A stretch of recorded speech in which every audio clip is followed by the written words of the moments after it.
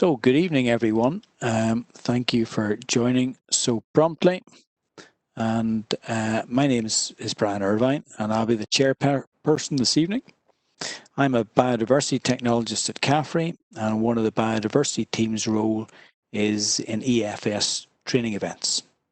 So you're very welcome to this second webinar on agroforestry. A reminder for tonight, in case of any hiccups, the event will be recorded, and the link to the recording will be put onto the CAFRE website. So we're going to have two presenters tonight, myself and Nicola Warden. Nicola is a CAFRE biodiversity technologist based at Greenmount, and she has visited some recent EFS farm plantings of agroforestry in Tranche 1 and 2 to discuss how it has all gone so far. And we are very grateful for the experiences of the Greer and Kennedy families. In addition to this, we wanted our first area planted at the college, both for demonstration purposes and to provide student learning. So Nicola joined our team in January and took on sourcing the materials, maintenance and coordinating student groups to plant up a 0.8 hectare site at Greenmount College. So by March 2020, we had over 100 students directly involved in this agroforestry project, if even only for an hour or two for each group. We hope to involve as many students as possible this coming year in planting and maintenance of agroforestry, as well as our other woodland and hedge projects. And for a question panel tonight, we have John Lynn from Countryside Management Delivery Branch. That's the branch that delivers the EFS scheme. And we also have Rodrigo Olave and Jim McAdam, our two Northern Ireland researcher experts on agroforestry, who both presented last week and are keen to be involved again. And thank you to Pamela Gardner from CAFRE to assist us with our IT support. Tonight's event is going to focus on the practicalities of establishing agroforestry in the first year and in the early years and how to comply with the scheme. So in the audience, we have mostly two groups. Those of you who are Tranche 3 applicants for agroforestry and due to a delayed agreement start have until the end of December 2020 to complete your planting. And those of you who are likely to be Tranche 4 applicants, hopefully you will apply and get an agreement to commence in January 21. So you will be completing your planting by the 1st of June 2021.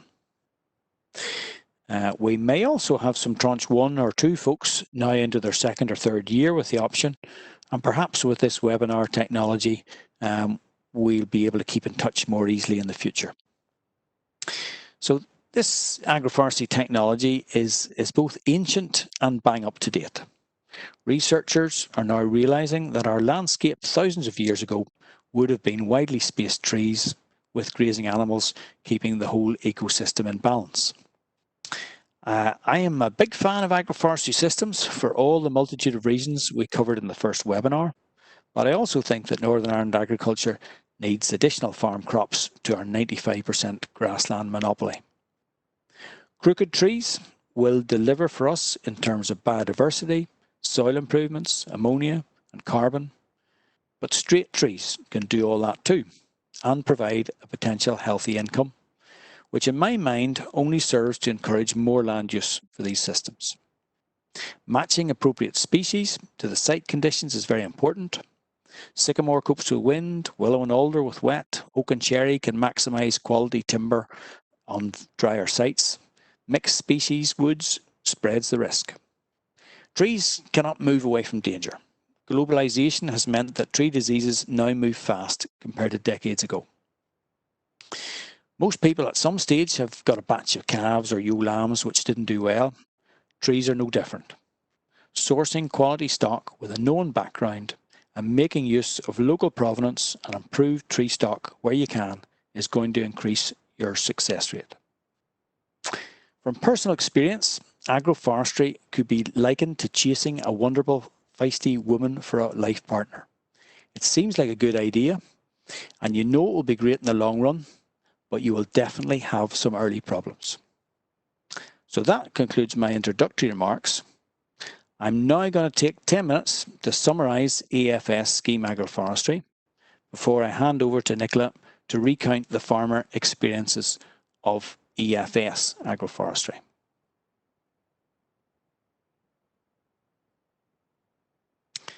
Okay, thank you, Nicola. So these are the aims of the EFS schemes: biodiversity, water quality, soil erosion, carbon conservation, greenhouse gas, ammonia. They are all hit by agroforestry. Next slide, please, Nicola. The EFS scheme, I'll just remind you, has 18 wider level options, so agroforestry is one of these. You can have up to 4 of the wider level options, plus up to 3 of the standalone options, and then the additional capital items will assist you in those options. Next slide, please.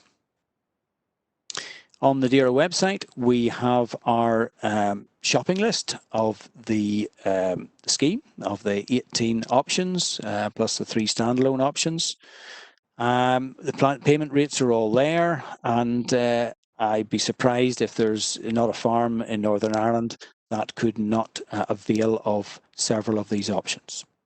And next slide, please, Nicola. Okay, so focusing in on agroforestry. Year 1, the grant rate is £1,637 per hectare. That's calculated on costs incurred and income foregone. You will struggle to get the work done for that price. So that's why this is a very relevant webinar to give you as much assistance as possible. The annual management payment is £65 per hectare per year. That'll be paid over years 2 to 5. So most people in agroforestry in the first couple of tranches are dipping their toe in the water with a smallish area and gaining experience. And that's an excellent way of using the EFS scheme. Next slide, please, Nicola. The information sheets that we are going to be using, it is key that you read these carefully for the several options that you've selected. So I've highlighted a few bits here. So there's an option description and outcome. So let's look at the 4th line down there. Agroforestry will integrate trees with crops and or livestock on the same plot of land. So that means silvo-arable or silvopastoral are available. If we go to choice of site, agroforestry should not be established on semi-natural habitat, permanent grassland, sensitive fields, or on breeding wader sites. So think carefully about the choice of site. Essential capital works. So the £1,637 a hectare is to cover the tree cost, tree guards, pegs and stakes. Those are essential capital works. They're covered in that. There are additional capital works available, and that would be where we need fencing. Maybe we're just going to use half the field. Maybe we need to install drinkers for livestock, so there might be a drinking trough base, a trough pipe work. There might be, for access, we might need a gate and 2 metal posts.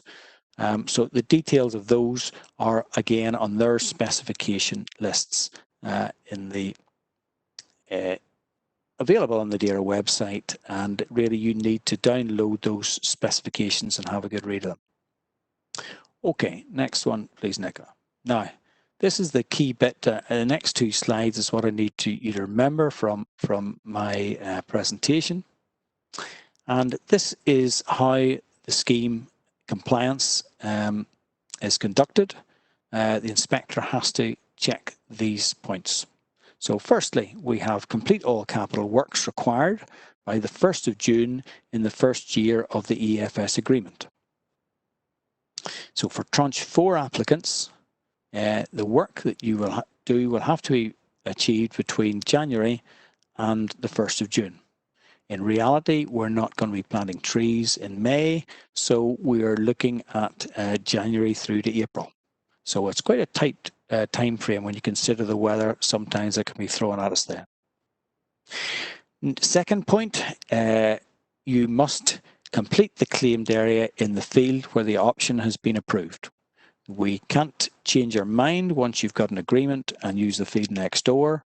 We're only able to pay you where it's in the field that was approved. The third point is very important. Plant the trees at approximately 5 metre spacing. Now, I would more or less ignore the word approximately here, and I would plant them at 5 metre spacing. So this grant is for 400 trees per hectare. That is the density that's required. Now, there is an option to change that spacing but maintain the same density. But if you want to do that, you need prior approval. And if there's a good reason, it will be given. So to give you an example, 5 metre spacing, 5 by 5 metres, 25 metres squared. We divide that into 10,000 metre squared in a hectare, and that's where we come up with our 400 trees per hectare. So if we wanted to go to, for instance, 10 metre spacing between the rows, then to get our 25 metre squared, it would be 10 by 2.5. So that would get us, we'd be planting the trees 2.5 metres apart in rows. Each row would be 10 metres apart. If we want to go to 12 metres rows, then it would be 25 divided by 12. We'll get our 2.2 or so. Now, that's important if you want to go to silver arable spacing, then you need to you apply for agroforestry as normal via EFS, but you also then send an email stating the feed number, the application, and that you wish to plant at a certain spacing for a particular reason. That response then to yourself will be kept in your business file, and it means the inspector will be able to see that whenever they turn up. And remember that this scheme will be inspected. The inspection rate has gone up, and after COVID it will be a much higher inspection rate. Okay, the fourth point is plant the trees from the tree species list. We'll chat about that in a minute. And the fifth point is protect each tree with a 1.5 metre tubular net guard and stake. There's a lot of good guards on the market that are 1.2 metres, so your minimum specification here is 1.5 metres, and you may want to go taller, but that your minimum is 1.5, and literally it is a tubular net guard, and there requires to be a stake. Thank you, Nicola. Yeah. Okay, those are your main ones. Then you've got your annual management requirements, and these are quite straightforward. Retain and manage for the duration of the agreement. Okay, so it's not just about planting, it's about managing, and it's about retaining, and that pertains to the second point, successfully establish. So dead trees have to be replanted, which is what you would want. Third point, you have to either graze or manage the land area between the trees. Fifth point, field records are required. Next slide, Nicola. Okay, this is the site, the species selection. Now, the key part here is if you go to the second column, down to the bottom of it, you will see other species where appropriately justified. So this is the list that you're most likely to be using. However, some of you may have a reason to plant a different species. In that situation, again, you need to email the EFS team with justification, field number, and you need a positive response from them before you plant different species to that. We'll chat a wee bit about the species later on and what suits what site, and that's important that you get it right. Okay, next slide, Nicola. Okay, field records. This is an example of how to complete the records. There is pro forma records in the website. Personally, I might do it on a Word document in my phone. I might do it on a notebook in my pocket, or you may prefer a file in the kitchen. It's up to yourself. You don't even need to go to the detail that's on here. You need date. You need 220 metres of fencing for agroforestry, field 14. That's it. Well, it is sensible to keep the records up to date at the time you did it. They are required at inspection. Okay, next slide, Nicola. Now, your claim for EFS is made on SAF in April or May, so obviously in before the 15th of May. Obviously, you will be doing this quite often. These are submitted in March, April, early May. You may not have finished all your EFS work. So there is the opportunity to use a SAF 3 because your claim may have changed. So you go along to the DERA website, you put in SAF 3 in the search bar, and you get a one-page form, and it's remarkably simple. You put in the field numbers that you're interested in, and under the additional information, you just make a change. And the sort of change you might make is, let's say you left a turning circle in the agroforestry area. Let's say you decided, no, I'm not going to do that particular corner. So you may leave out a small area. So take off 0.01, 0.05 off your claim. And that means whenever the inspector comes, he finds the right area. You also will have measured your fencing on a mapping system. You will have put, you'll have put the cursor in one corner of the field, gone to the other. Quite often when the contractor comes to do it, or you do it yourself, you'll be putting the strainer 2 meters out into the field. It's hard to get those measurements right, so do check the measurements, and if there's any changes at all, use a SAF 3. They're very simple to use. Not enough people use them. Next slide, please, Nicola. Okay, this is my last slide before we get on to the more interesting part with the experiences of farmers and ourselves. So really a couple of points. So planning, site preparation and tree care are three big topics. Nicola's going to be chatting to you about sourcing trees, guards, posts, whatever. I suppose one of my comments would be identify drainage systems. So have a think. Quite often the field that you're operating in, it may not have a complex drainage system, but it may well have a drain that is servicing other fields higher up. So do have a think about that. Have a mark out where you know there are some drains that could be impacted by tree roots. I'm not that worried about the drainage system in the actual field you're going to use, because this is a long-term project and the trees we know are going to have quite a drying out effect on this field. But you do not want to block a drainage system for fields further up the line.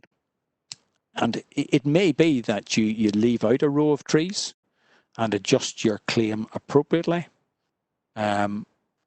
So do think about that drainage system. Second thing, in site preparation, I would say do get somebody else to help you mark out the site. It's difficult enough to do because quite often fields are never rectangular or square. They are always awkward shapes. I guess the forestry guys quite often for broadleaf trees are ripping a site with a mow plough, and this is something that I certainly would think about for the future. If you have access to a mow plough, and rip it down at your 5 meter spacings and plant into that, you've certainly lifted the soil quite a bit. You've made planting easier, and you tree growth is better in disturbed soil. Now, I have some hesitation in as long as you can get the posts in firmly enough so that this livestock won't move them. Okay, tree care. Whenever you're doing this, do think about we're looking for a single stem tree at the end. Do be prepared to prune some side branches in the planting process, and do remember always we're looking at a long-term timber project as well as all the other benefits we're getting here. Okay, I'll come back to you later on at question time. I'm going to pass over to Nicola now. Thanks, Brian. Good evening, everybody. This evening, I'm going to discuss the materials and resources required to plant an area of agroforestry. And we're also going to then hear about other farmers' experiences and how we get on at Greenmount.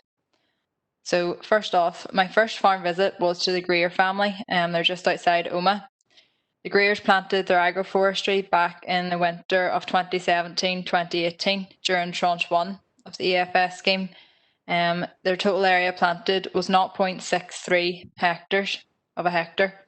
The species planted were birch, lime, cherry, oak and apple trees.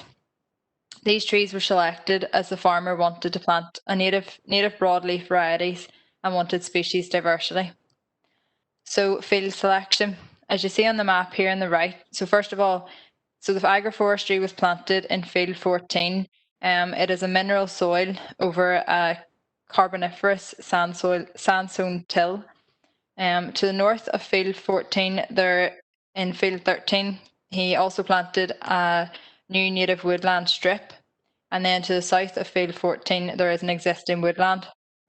And then in addition to the tree planting, there are also a network of tree-enhanced hedgerows and fenced-off streams. Before the agroforestry, field 14, as you can see, it was kind of an awkward shape and the farmer just found it difficult or more awkward for doing any tree or machinery operations, machinery work. And where you can see the new black line, that is where the new fence has been erected. This area was also selected as it connects with the surrounding area, so it has a great biodiversity advantage as it will connect the existing woodland to the lower end with the other areas of tree planting and the protected waterways. And this will create corridors for birds and bats and other species to pass between. So when you're thinking of an area for agroforestry on your farm, consider where the potential corridors could be created or where you could connect other areas of trees or woodland with other habitats. This parcel of land also doesn't have any buildings and it is quite exposed to the prevailing wind. So by planting the agroforestry and the woodland strip in these specific areas of these fields, the Greer family are hoping that when the trees get bigger, they will provide shelter from wind, rain or snow, and also the sun in the summer. So it will give the farmer just a peace of mind that the animals are sheltered. I'm now just going to play some videos. So folks, as you can see here, this is just moving around then the area of agroforestry on the Greer farm. So the trees are all planted at 5-meter intervals. The farmer, he had help getting the layout correct and erecting all the posts, but he planted all the trees and attached the guards by himself over the space of 2 weekends. He planted the trees by 2 methods, which were notch planting and pit planting. So for the smaller tree whips with the smaller root sizes, he used notch planting, and for the trees with the larger root mass, he used pit planting. All trees planted were generally 40 to 60 centimetres in height, but this varied between the different species. The maintenance so far, the farmer has spot sprayed 1 metre square around each tree during years 1 and 2. He hasn't applied any fertiliser yet to the site, it's just whatever the sheep have left behind after their grazing, but just to make you aware that it is fine to plant or to sow fertiliser on an agroforestry site. So these guards that we're just viewing here now, these are the Tubex tree guards. These guards have an open mesh which lets the wind through and they come with a moulded top lip, which you'll see in some of the videos. So this moulded top lip prevents any damage to the tree. They're 1.5 metre high, which is the minimum size required for the EFS spec.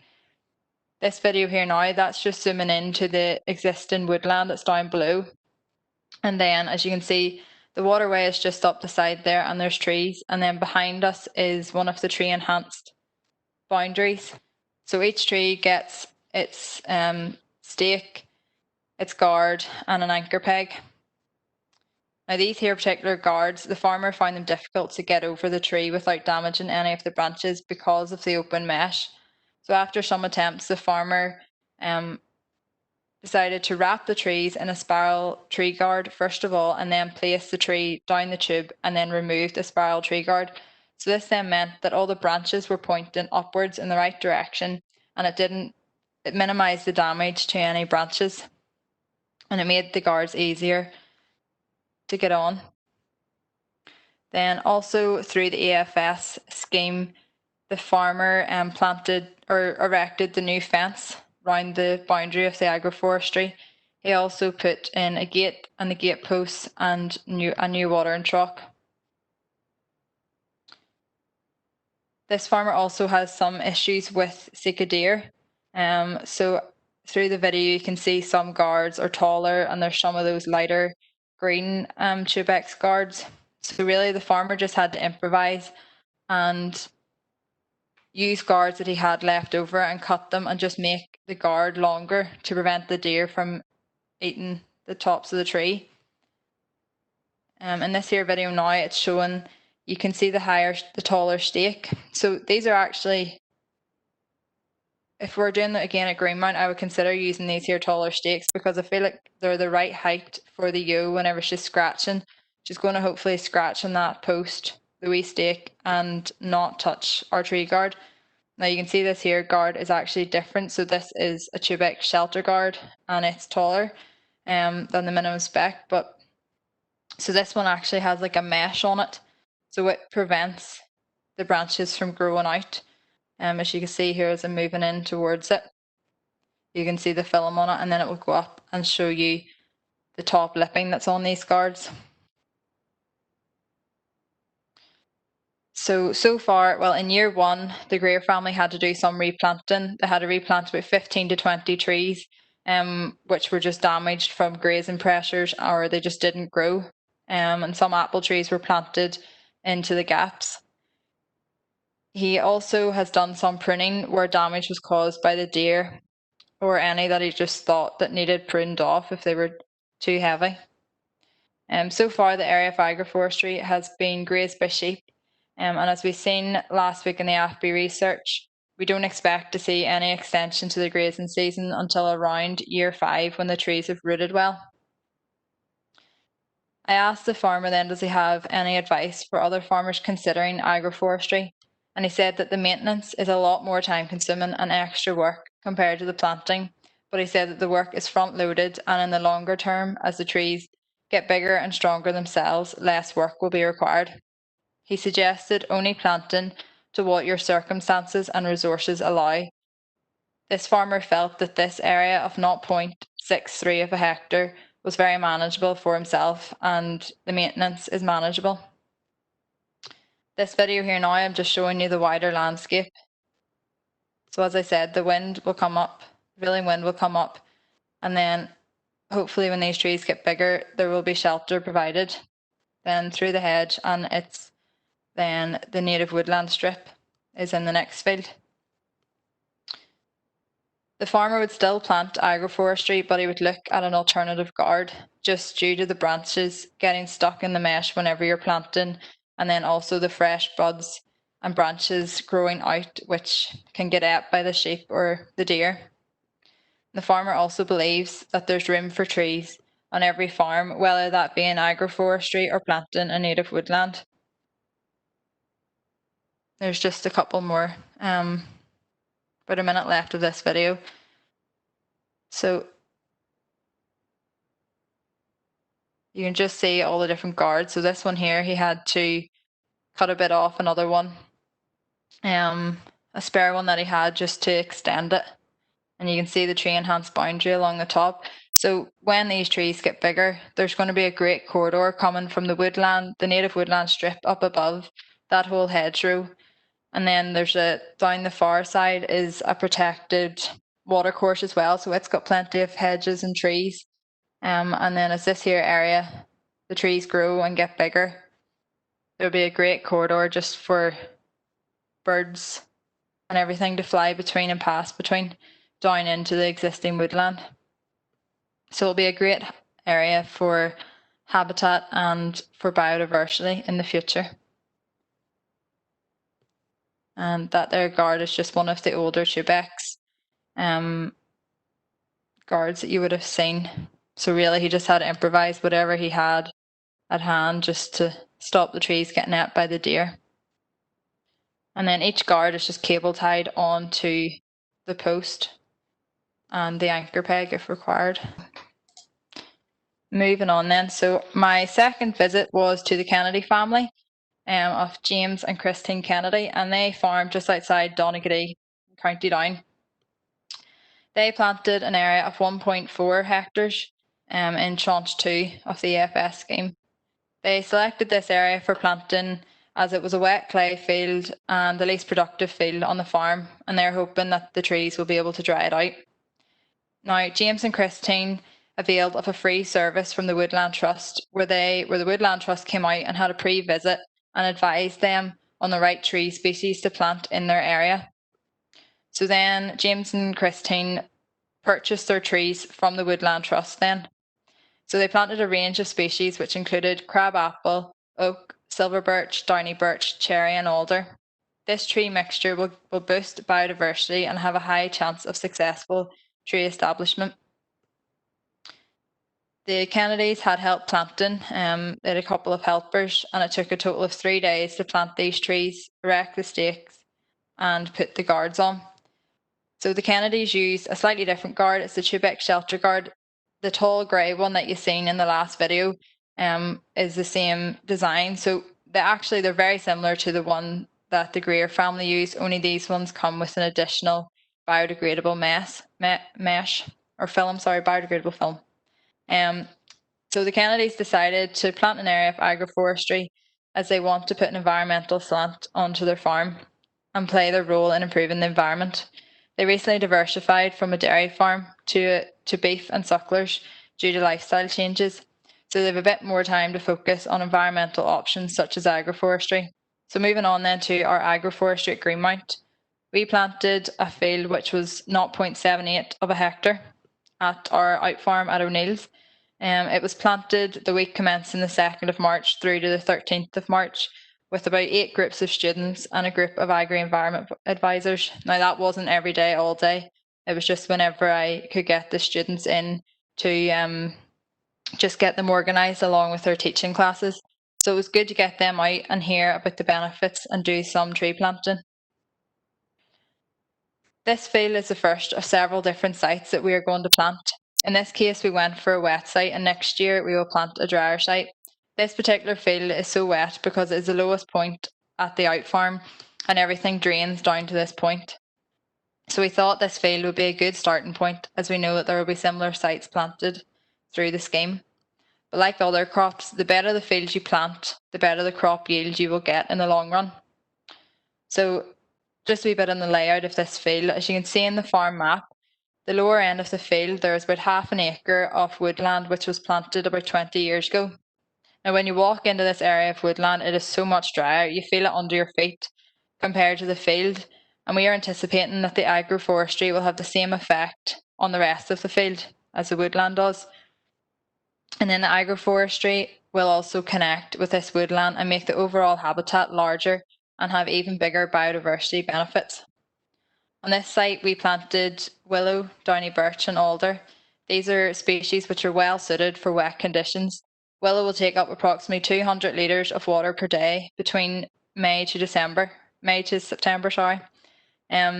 We planted on a 5 metre by 5 metre grid.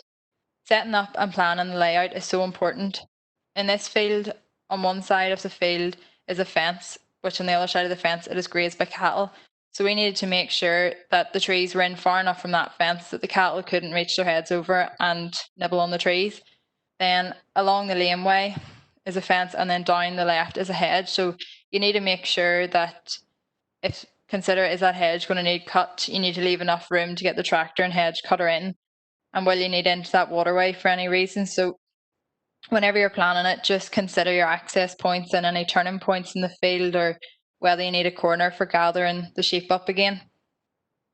So just leave enough room. And then on the red line on the bottom of the map, on the waterway side of the red line, we planted a 10 metre riparian strip, which is planted with native trees, which is another option available through the EFS scheme. And it's important to plan your layout of the area in advance to make sure that you meet that planting density, as Bryan has talked about. So the 400 trees per hectare, that is the planting density, and that will be inspected. So as I said, we wanted to leave a larger gap around the side. So if, for example, you decide to leave a larger gap, you need to complete your CAFRE form, as Bryan mentioned. So our management so far.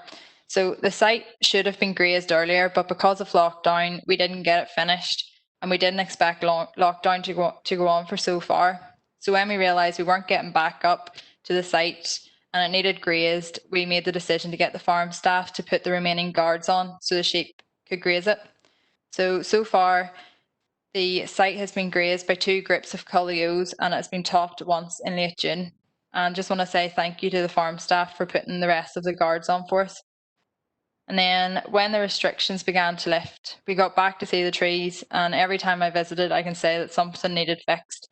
So whether that was a cable tie needed replaced, a guard was just lying down, something always needed done. So there's always a bit of maintenance. So I'm just going to talk through our guards now. So first one there is our Tubex tree guard. That is what the Greer family used in the first video. The second one is the Tubex shelter guard. So as I said, it's the same as the tree guard, just with that added biodegradable film. And that is what the Kennedy family used. The third one is our plastic mesh. This came in a roll, so it needed cut into the lengths. Then fourthly was our wire mesh. Again, this came in a roll, so it needed cut into the lengths. And then our fifth one is the geogrid. So this was used up at the hill farm underneath a new laneway as like a stabilisation material. And there just was some left over. Bryan thought it would be good to try it. So we brought some of it down from the hill farm and we used some of it then. So our Tubex tree guards, just going to talk through the prices and some advantages and disadvantages of them now. So these ones cost about $288 each. All of my prices don't include VAT or delivery. So these ones are 1.5 metre high and they come in 4 different diameters between 80 to 110 mil. So basically you get 4 different diameters. They come in a pack of 4 guards, one inside each other, and you will have the 4 different diameter sizes. So advantages, these are ready to install, they're delivered in their tube, there's no preparation work. As soon as you get them, you can put them on the tree. Their open structure allows for airflow, drainage, and allows the tree to become adapted to the natural environment. As I said in the video, the moulded top lip will prevent any damage to the stem, and then the plastic netting and the top lipping is going to degrade and split as the tree grows and expands. Some of the disadvantages, as you've seen in the Greer video, it's difficult to get the guard over the tree without causing any damage to the branches. So you could improvise, and as a Greer family done, put plastic over the tree and then slip that out once you have the guard over the tree. The branches then can also grow out the holes, which are going to ultimately get ate by the sheep or if there are deer nearby. And then with these guards, they came with a pre-attached cable tie, but for the post that we used, the cable tie was too short, so then we had to take those cable ties off and use longer ones. So the shelter guard then, these work out about £3 each. They're the same height and then the same diameter issue. So advantages, the same with the tree guard, they're ready to install. They've got the top lip and they're going to degrade over time. Now this film will give extra protection from any browsing animals. So the branches can't grow out, they're just hopefully going to grow up. The film will give the tree a sheltered environment at the start and it degrades over 3 growing seasons. And then if you're using weed control, this added film is going to give extra protection from any spray drift and not getting on the leaves. Disadvantages, it may not allow the tree to acclimatise to the natural environment, and then the same issue with the cable ties. So both these Tubex guards were purchased from Cheviot Trees Limited in Scotland. They were delivered quickly and there was an £80 delivery charge. Our third one then was our wire mesh. So these are about $2.92 each. They came in a roll and had to be cut. So advantages, they're a good wide diameter. Your tree's not going to grow out of it in the early years. There's ample room for the tree to grow. Once you get them made into the tube, they're easy to install and there's no damage to the branches.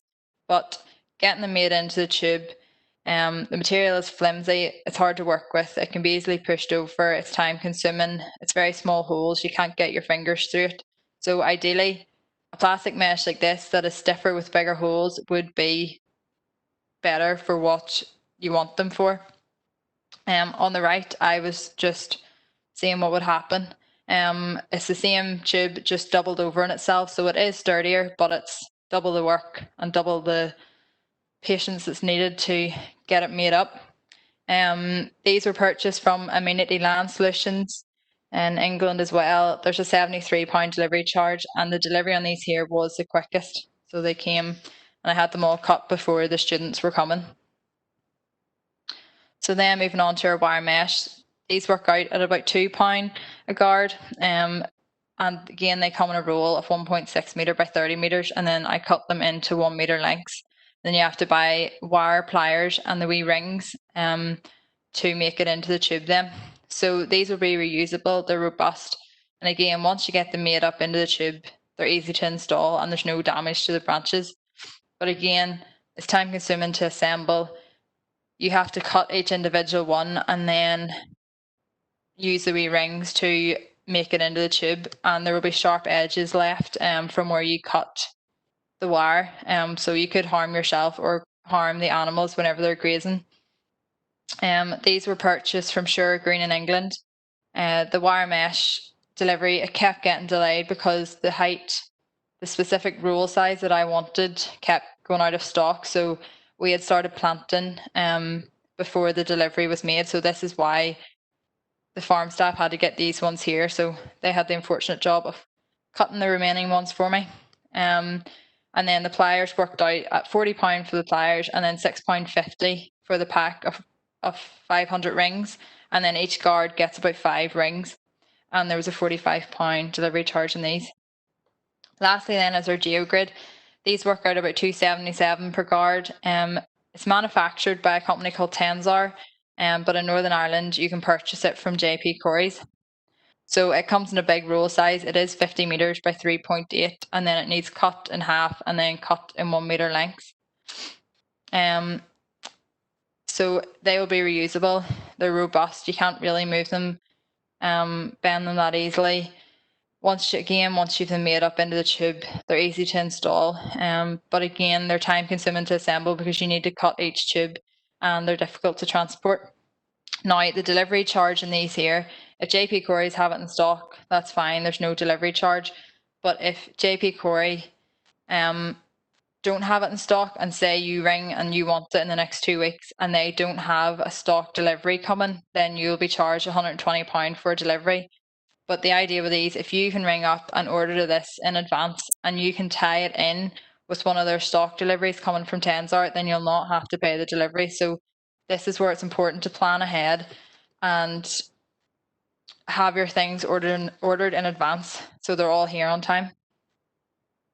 Then some of our costings. So this is just an example of what the different materials cost us. At this point, I just want to say any of the businesses that I've mentioned, there will be other businesses selling the materials, so it's up to you to shop around for what you want. In the top left table, you will see that there's different sizes of trees. So some are 60 to 90 centimetres and some are 125 to 150 centimetres. So we ordered different sizes of trees on purpose to see if there was any advantage in doing so. And so far on this wet site, the big willow have done well. So you'll look at the whole cost of each of the materials here and you'll see that the trees are actually the cheapest part of it.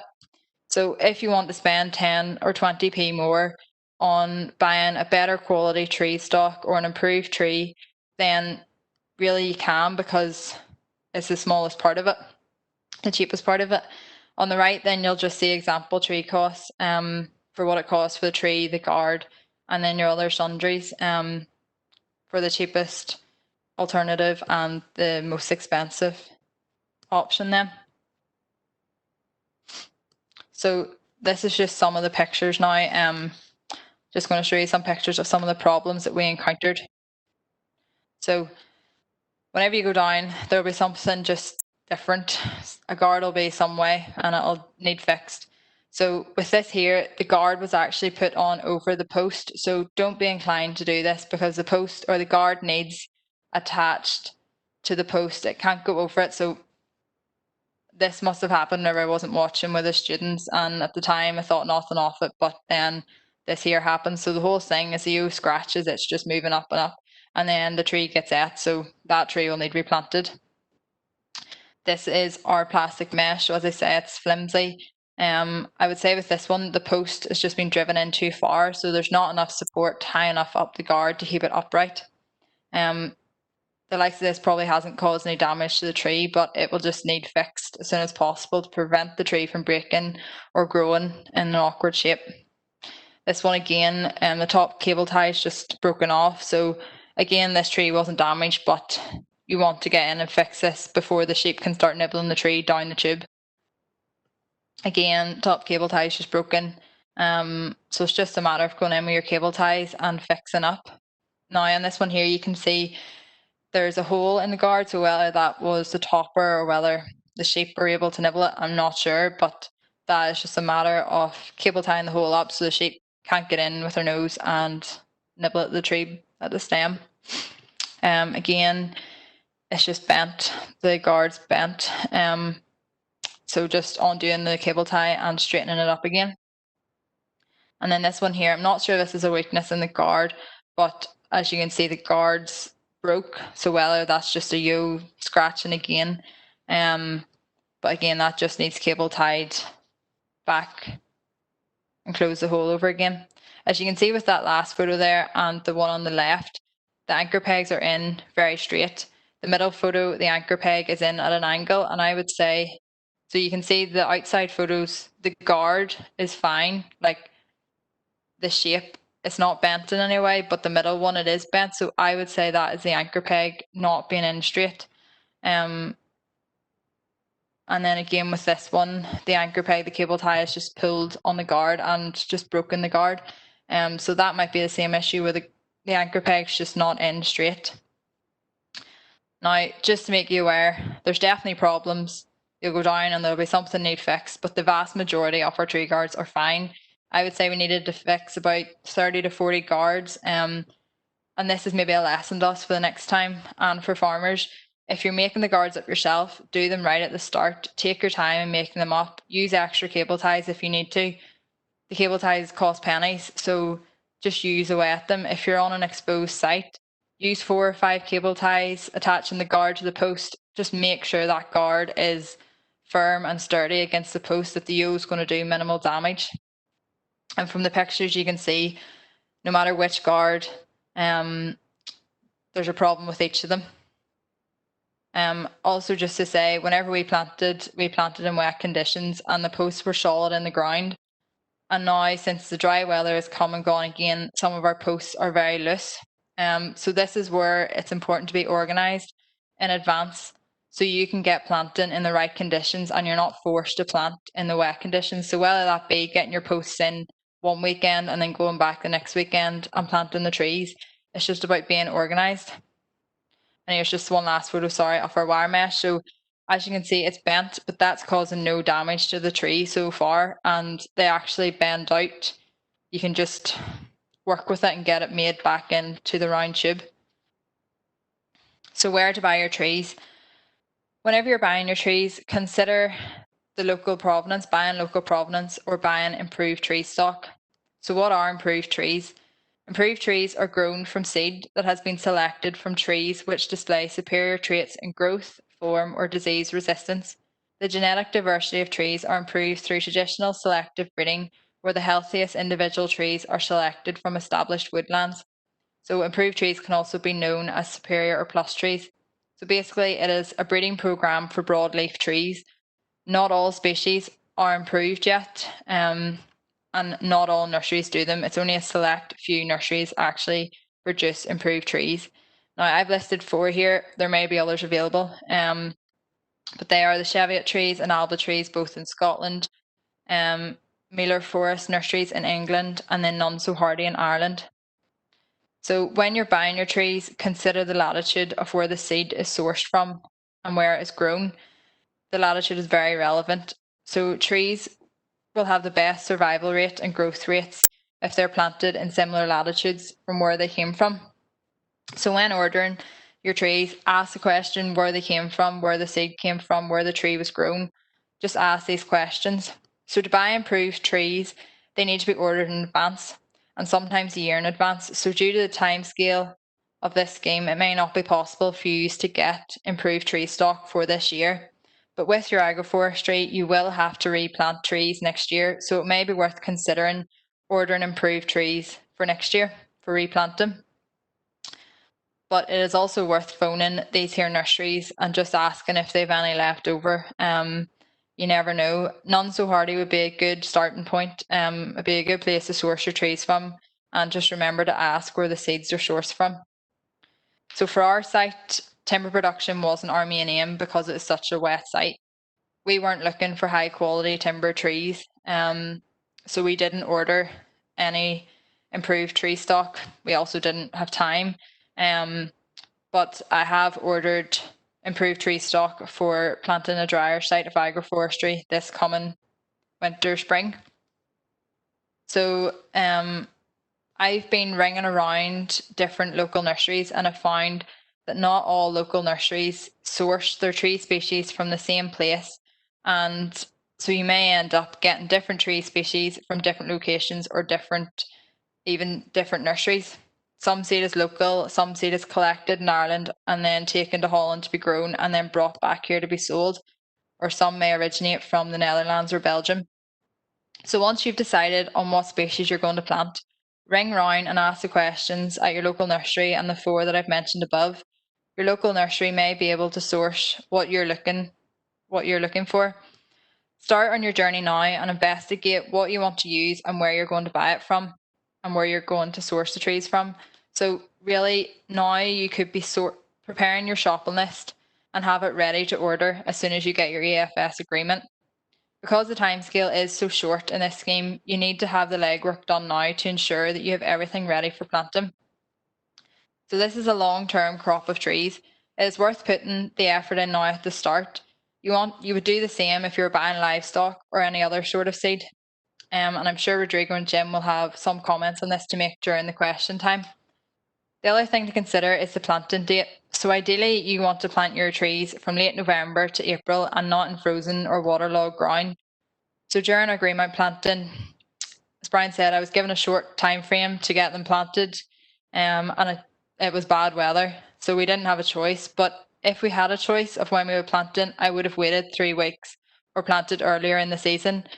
So really consider your weather conditions before planting. So you want to plant in the best conditions that you can, especially if it's a wet site. So get yourself organised and then you'll be able to avail of any good weather that comes earlier in the season. And as I said, have that shopping list ready for whenever you're ready to order your stuff. Some top tips then, some advice for you is read your EFS specification, make sure you know what the EFS spec requires, print off those information sheets. That is all the information you'll need. Be organised, have your guards, trees, post, anchor pegs all ready to go. Think about what needs pre-ordered, consider the length of the delivery time. All of your items will need ordered weeks in advance, and if you're making up your guards, it's best to have them done before you start planting, and then you'll be ready to go. And also make your guards up on concrete rather than in the field. It's just not as messy. Plan out your 5 metre by 5 metre grid and make sure you get your 400 trees per hectare planting density, as this will be inspected. Think about your vehicle access and what vehicles or machinery will need in that field over the time scale of these trees being in that field. And again, if you need to amend your claim area, complete your SAF3 form. When you get your trees, dig them in or heel them in, as you would sometimes hear said. So this is simply digging a hole in sand or soil to protect the bare roots from drying out.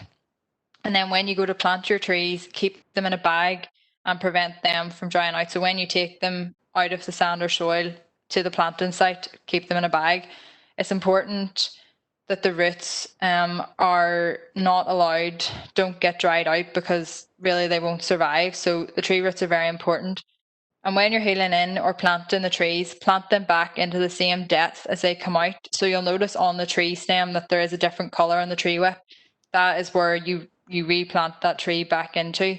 And again, read up about tree planting. There's a lot of very useful information on the internet, on the likes of the Woodland Trust website. Watch YouTube videos about it. Just get yourself familiar with the whole process. Take care when topping.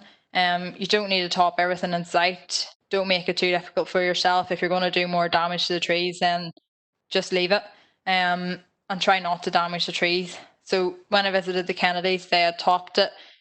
James said it took an awful long time compared to what a field without trees would.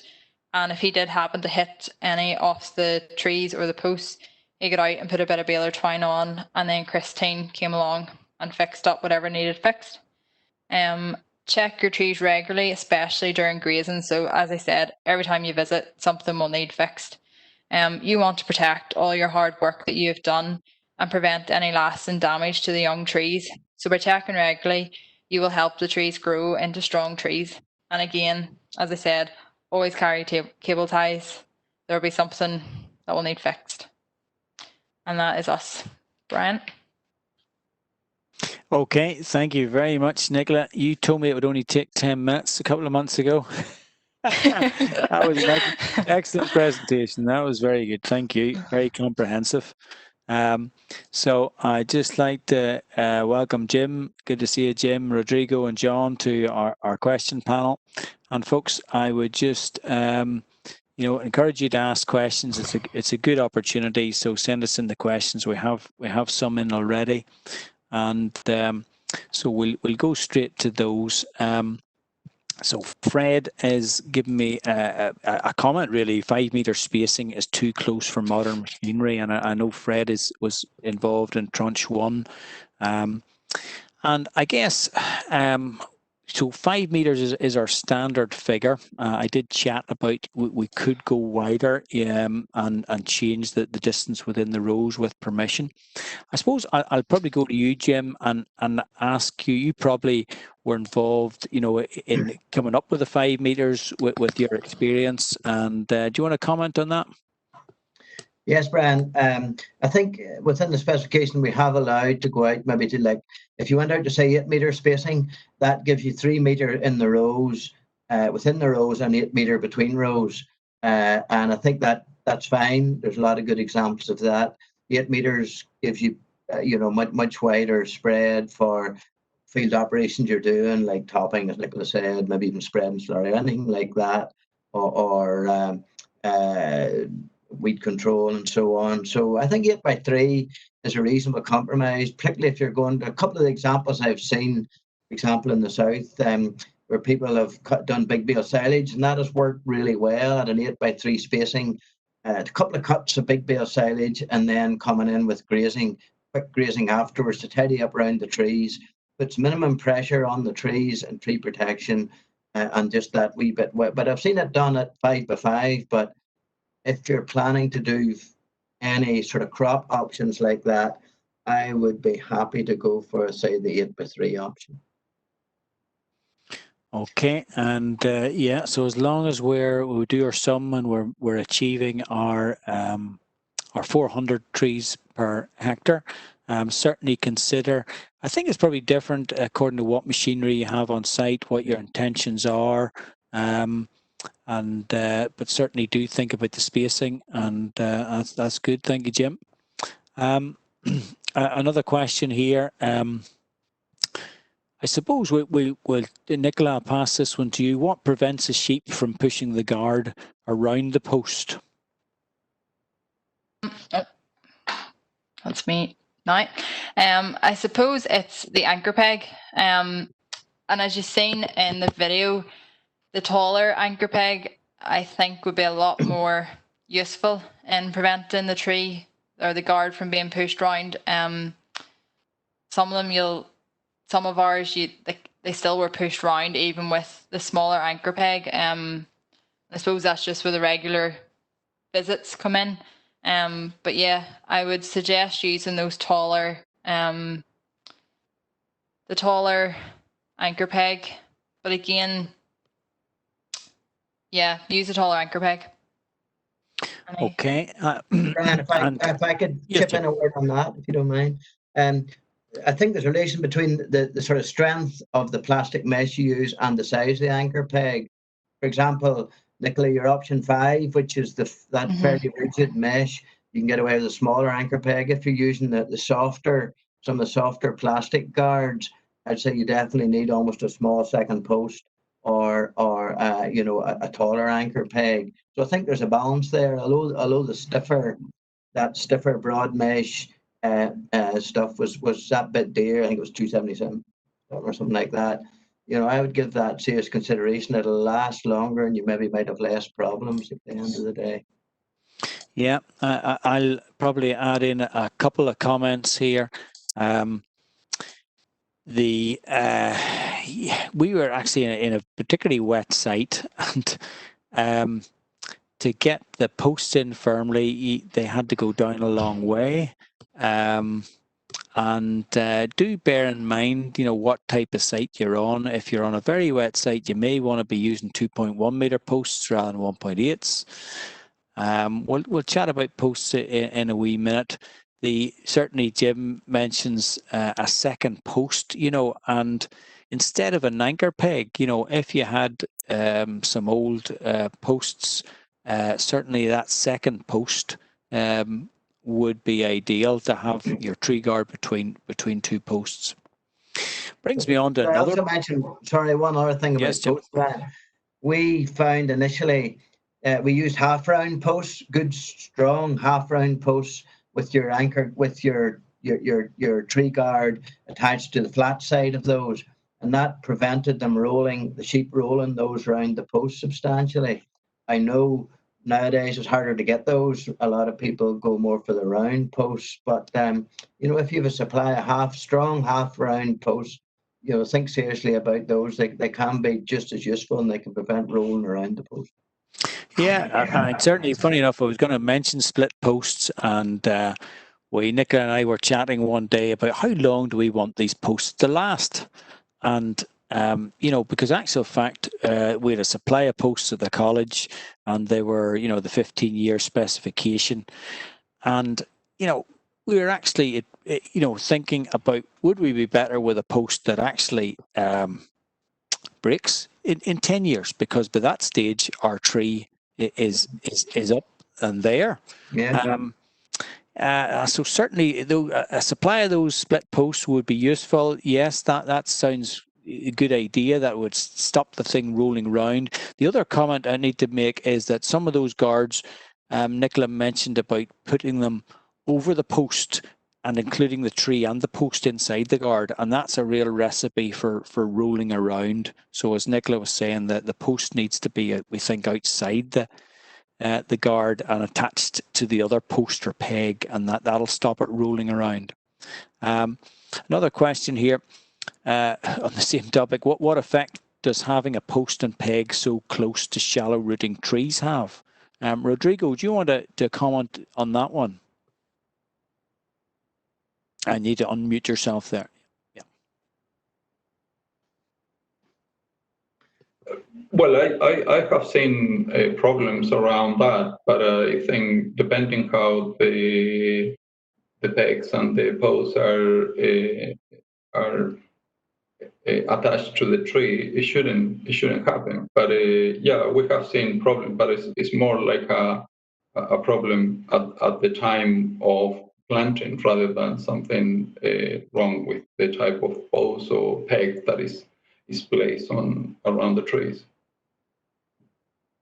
Okay, and I think probably tree roots are big enough, and they have 360 degrees there, so I think that they will be able to cope with the post and peg, as long as we're not planting a tree first and then hammering a post through the rooting system. We tended to put the post in first and then plant the trees at the right spacing according to what guard you were using from the post. There is okay. A question has come in from a different form on the phone here from Walter. Could you use drainage pipe for guards? John, do you want to comment on that? Unmute yourself there. No, I wouldn't use those. They're not really in the spec. And from previous experience using draining posts, and my grandfather has done it in the past, they work okay and they're nice and cheap for the first couple of years. But they're too rigid and they don't give the tree enough space, and you'll forget about them, and the tree will fill them eventually, and the tree will die. That's just some personal experience using them, but they wouldn't meet the spec either. Yeah, and the key thing is wouldn't meet the spec. So remember, the spec is a tubular net guard. That's the bit that the inspector has to tick. And that's actually one of the reasons that we moved away from solid enclosed tree guards because of difficulty of weed control inside them, but as well filling up with water and freezing at times in the winter. Yes, and that is a big thing that you need to be looking at in the long term, how to get the trees out of the guards, and you do have to release them in the future. Okay, there is a question here from Oliver. What was the supplier for the wire mesh, Nicola? Yeah, the supplier was Sure Green in England. You can buy wire mesh that comes already cut, but I think it worked out at about 15 or 16 pound a guard, so it would save you cutting them. I can't remember. I think they just came in the sheets. They didn't come made into the tube, so again, you would still have to make them up into the tube. But yes, the supplier was Sure Green. So if you just type in Sure Green to Google, you'll get it up there. You just need to be careful whenever you're buying it, because again, it comes in different heights. So you need to make sure you get your minimum 1.5 meter height. Okay, yes, absolutely. Yeah, sorry, Jim, you want to Just comment? mention a bit of a word about the guards. There was a lot of research done, particularly in France in the early years of establishing agroforestry, where they looked at solid tree guards, as John was mentioned about the drain pipes, and they found that really the atmosphere within the tree guard, it was very important that there was some air circulating. So they ended up sort of drilling holes in early tree guards, and then whenever we started to use the mesh, that got over that problem. But in terms of fungal infection, in terms of the bark developing properly, and as you say, trapping water, it is important that the tree guards do let air circulate within them and around the trees. Okay, thank you, Jim. Now I'm going to move on to one here from Alan. Is spreading fertilizer or slurry between the rows detrimental to trees? Is dirty water a better option? Interesting idea. Rodrigo, do you want to comment? Fertilizer slurry between the rows, any problems? Well, depending on the tree species that the farmer or the landowner is going to plant. There are some species that are more nutrient demanding than other ones. So, but I would say that before applying any fertilizer or slurry on those trees, you need to check whether the land requires or not fertilizer, or how demanding are those trees in terms of nutrient requirements. So I think it's better to check first. I wouldn't apply more than those trees need. I don't know if somebody else on the panel would like to add on something. Oh, okay, yeah. Jim. Yep. In the early days, whenever we were applying the fertilizer to the plots where we had mostly ash and sycamore and so on, we found that really, no matter how much nitrogen we applied, we never detected any significant increase in the foliar nitrogen in the ash. In other words, as long as your grass sward is taking up most of the nitrogen or most of your phosphate that's applied, then very little gets through to the tree roots, number one. But any that does, we found that it never reached really what they call, luxury uptake of fertilizer. So unless, as Rodrigo says, there maybe are some species that are particularly sensitive, and looking at other published work on that, there's been really no evidence, even in poultry systems where you could sometimes get quite high levels of nitrogen getting into the foliage. There's not really been any evidence of significant damage to trees on that. So it's not a thing I would worry too much about. Okay, and spreading slurry between the rows, Jim, I suppose on the Silvo Arable, did we spread any slurry there? Yes, we did. No problems there at all, really. Once again, the crop, the tree rooting level was deep. The crop roots are in the top layers. They will absorb most of the nutrients. We never really picked up any problems. Okay. Okay. Let's another query of a couple of other interesting ones here. We'll go to this one here. Are the plastic ties and tree guards single-use plastic? Should we not be using other materials? There's a hint. What do you think of that, Nicola? What do you think on that one? Yeah, never really thought about that, but yes, I suppose that's why we use the wire mesh. But at the same time, it still had cable ties attaching to the post. Trying to think of a different material that you could use instead of those cable ties. Well, we could use wire actually, Yeah, but you know, but I think probably the plastic ties are fairly minimal. Mm-hmm. Certainly the tree guards. I'm interested in the rigid one, the GeoGrid that we've been using, and how long it's going to last. I'm sort of looking at it thinking, you know, it could last long enough, you know, for us to go again after 7 or 8 years, snip it off those trees and go to our next site. It's heavy duty plastic, but of course we never know in the sunlight how much photodegradation there is. Mm-hmm. Certainly the metal ones could be reused, Nicola. Yeah. And probably the other one, the Tubex ones, they were naturally designed, I think. Yeah, they degrade over time, so okay. they won't be. They're only designed to last like the 5 to 7 years. So. Yeah, probably the plastic mesh that you made up, that would certainly be reusable again, actually. And they were very awkward. I must say to everybody, you know, if you do come across a super product, one of the problems with the holes being so small, we have found was, if you can imagine, you need to attach this thing with cable ties all the way down. It's 1.5 meter length, you know, so it's not a cable tie at the top and a cable tie at the bottom. You need 2 further down. And the problem is your arm isn't actually long enough, because you have to put your arm down the tube. And because you can't get your fingers through those holes, that is certainly not something you think about when you're ordering. But so if you find a product out there, make sure the squares on it are big enough that you can get your fingers through. That's basically the advice in that bit. So yeah, some of our products are reusable. Okay, now. Okay, John has asked, a lot of the examples shown are of prime pasture. Is there any evidence to suggest agroforestry reduces rush growth in wet ground over time? Well, I'll just make a comment, John, that certainly the site we've planted there is extremely heavy meadow.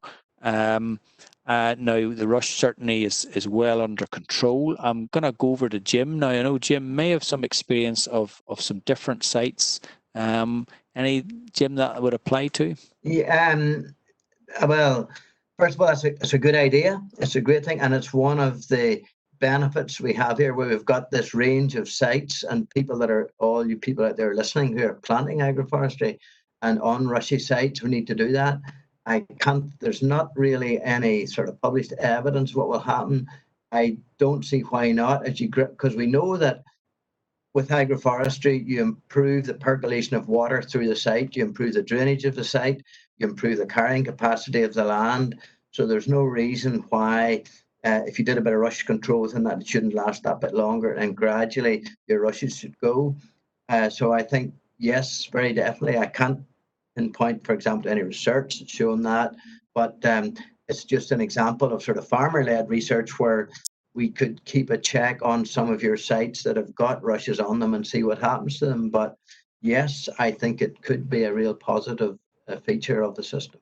Yeah, and I would certainly suggest using a weed wiping system to work at the rush hard before planting, and that maybe give you 4 or 5 years, and give the opportunity, the willow and alder and the wet site time to dry it out further.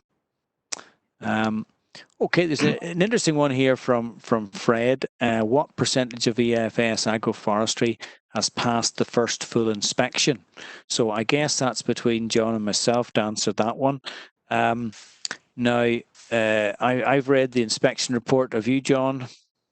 No, I don't. I can't sort of give figures in terms of what percentages has passed. And again, I wouldn't just use the phrase pass or fail.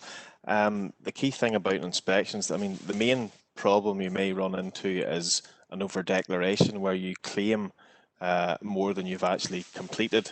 And depending on what percentage that is, there could be a bit of a nasty penalty there. So just to re-emphasize really what Nicola was saying earlier on, you might have a 1 hectare site. You should consider the access to that site. You should consider the turning circle, getting machinery in, cutting hedges along one side, access to waterways along another. You may have overhead cables where you shouldn't be planting underneath. So you may have a 1 hectare field, and the MEA of that may be slightly less because we only pay on the MEA, the maximum eligible area. Say that's 0.9 of a hectare, well then you may need to make some further deductions after that. So the timeline at the moment is this is your application, and then all being well, we will issue agreements in December, and you go online and accept those. Then you could start work in the new year, January, February, March, maybe even into April. By that stage, you will know what you've done. That comes in nicely into the SAF claim period. Now, just a bit of other information. The SAF, where you claim your basic payment, opens in March, but we don't usually get the data lifted to EFS until early April. So just anybody that's listening, don't fall into the trap. If you think you make your BPS claim early, then you may forget to do the EFS. Now, we will try and ring people and send letters out, but the EFS part of your claim is on your SAF, your single application period, from April to the 15th of May. At that stage, you should know what you've planted. So you might be approved for 0.9 of a hectare, but in reality, you only get 0.8 of a hectare completed. It's absolutely fine.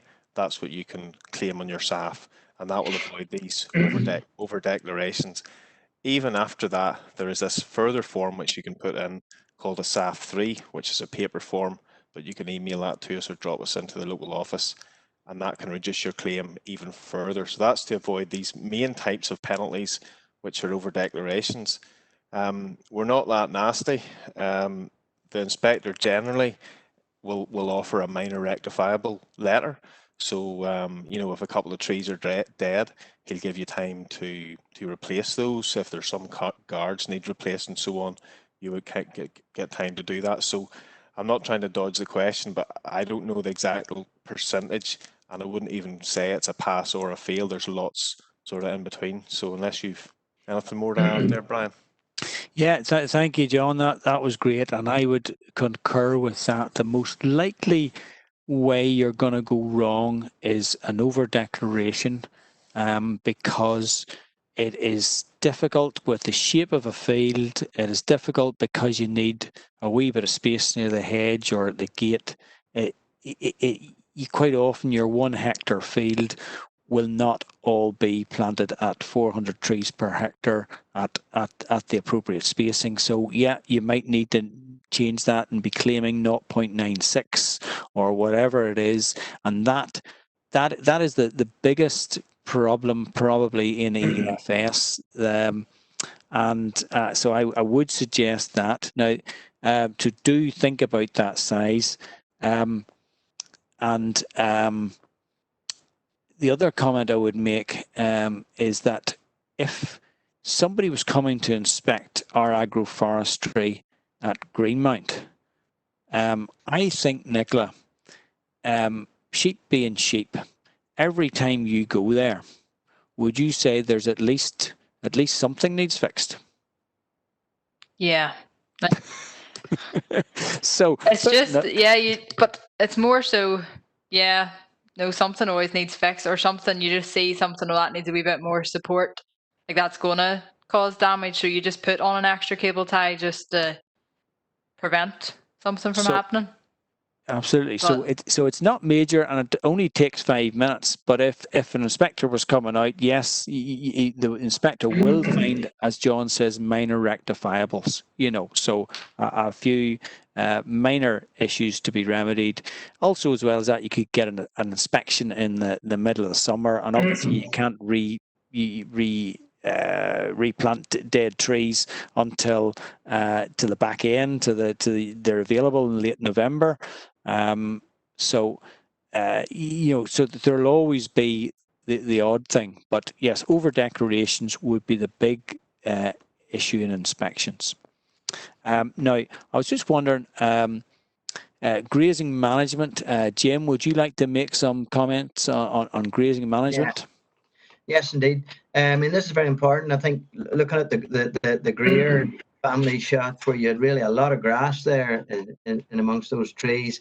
In the early days when we were setting up the agroforestry trials, I think we had a continuous grazing system where we put sheep and lambs on the start of the season and we grazed them right through. And that enabled us to get accurate information about sheep performance and lamb output and so on.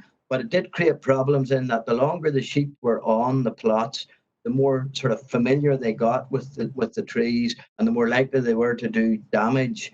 So I think based on that experience, in later years, then we moved to a rotational grazing system where you would let the grass grow up, and then you would put maybe a large bunch of stock in.